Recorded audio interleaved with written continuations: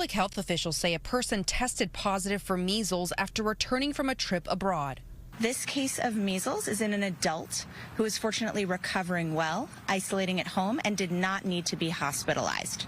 But officials say during the time the person was potentially contagious, they traveled to several public locations in Alameda and Santa Clara counties, including H Mart on Oakland Road in San Jose on the evening of May 21st, Starbucks on Newark Boulevard in Newark on the early afternoon of May 23rd, and Trader Joe's on Great Mall Parkway in Milpitas in the early evening of May 25th.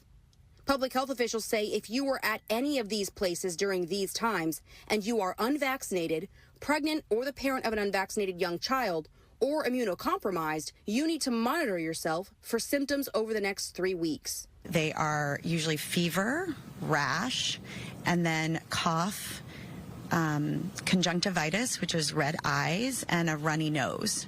Measles is the most contagious airborne disease because you can catch it by just being in the same room as an infected person. We know that the average person with measles can get up to 14 people sick, and you can imagine 14 times 14 times 14 spreads incredibly quickly. Measles is resurging all over the world. The Center for Disease Control reports more than 1,000 cases in the U.S. this year alone, 11 here in California.